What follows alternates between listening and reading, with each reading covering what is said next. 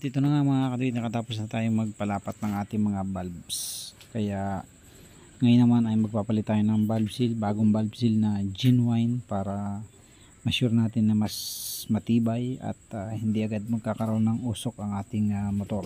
Ayan. So medyo mainit or lean itong sunog ng kanyang motor, kaya kailangan nating palitan na lahat ng mga dapat palitan para ma-sure natin na maayos yung pagkagawa natin. Okay, linisan muna natin, then mag-install tayo ng bagong valve seal. Ayan.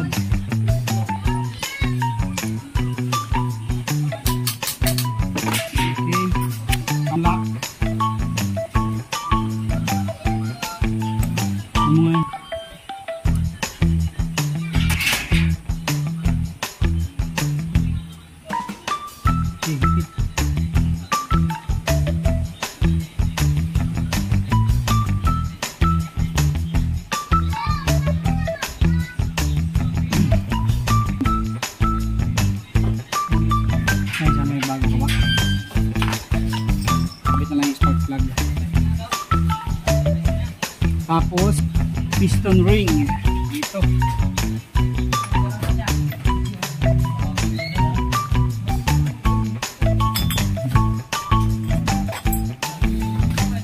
Okay, nakaka-rate okay pa yan.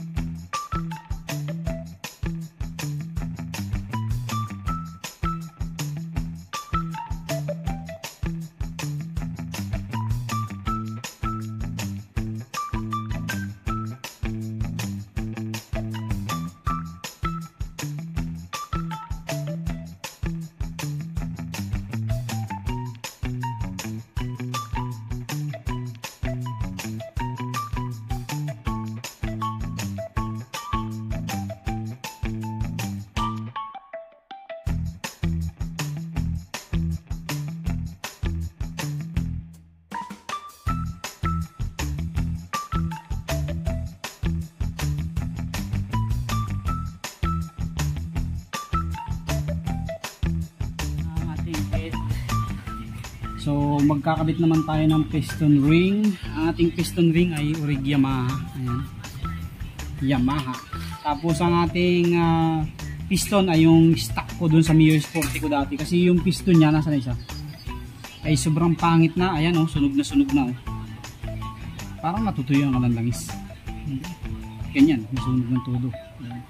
So ayan oh, pangit na yung piston niya. Kaya yung piston ko sa Sporty ko dati ang aking nilalagay.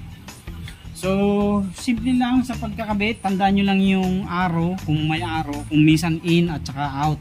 Or minsan in lang, minsan arrow lang. So, yung arrow, yun yung ating exhaust. Yung papunta sa exhaust. So, ibig sabihin, ito yung exhaust natin, ito yung intake natin. So, ganyan posisyon. At ito na mga kaduit, magkakabit naman na tayo o mag-i-install na tayo ng ating mga piston ring. Sa pag-i-install naman ng ating mga piston rings ay mayroon niyang mga proper positionings ng gap. Yung oil expander ring natin o yung parang kulot-kulot na piston ring ay dapat nakatapat sa intake yung gap. Ayan, ipwesto na natin sa intake yun. Okay. Ayan. Dapat nasa taas. And then yung ating dalawang oil ring, yung makinis na manipis, isa sa ibaba at saka isa sa ibabaw, di ba? So okay, itatapat naman natin yan sa exhaust, isa sa kanan at isa sa kaliwa, parang paikis lang yan. So marami na tayong mga video nagawa din yan at nakapagturo na rin tayo, pero yan refresh lang tayo ngayon. Ayan, install na natin yung isang oil ring sa bandang kanan, sa exhaust siya nakatapat. Ayan. And then ang next natin dyan ay i-install naman natin yung sa ibabaw ng ating oil expander ring, at yun naman ay tatapat sa gawing kanan ng ating exhaust. Ayan. So yan yung pwesto ng ating oil expander ring sa intake. Tapos yung isang in-install natin ay nandyan na sa gawing kanan. Tapos dito naman tayo sa gawing kaliwa. Ayan. So dyan naman natin itatapat yung ating isang oil ring. Ayan na mga kalit, na install na natin. And then ang next nating i-install ay ang ating first compression ring, yung piston ring natin na makapal, thick na medyo walang talas ang gilid. Ayan, dalawang klase kasi yan eh. Isang may talas at isang walang talas. Minsan isang itim at isang puti. So yung medyo walang talas na piston ring, yung ating first compression ring, so yun yung nasa ilalim o sa pangalawa simula sa taas na groove. So may tanda din yan, minsan mayroong tuldok o mayroong T na nakatapat sa ibabaw ng ating, nakatatak sa ibabaw ng ating piston ring. So yun yung ibabaw. Yan naman ay itatapat natin sa gawing kaliwa ng ating intake, or pwede rin sa kanan. So depende na sa inyo kung alin sa inyo itatapat, kasi yung dalawang compression oil, yung dalawang oil ring natin ay nasa baba, nakatapat sa exhaust.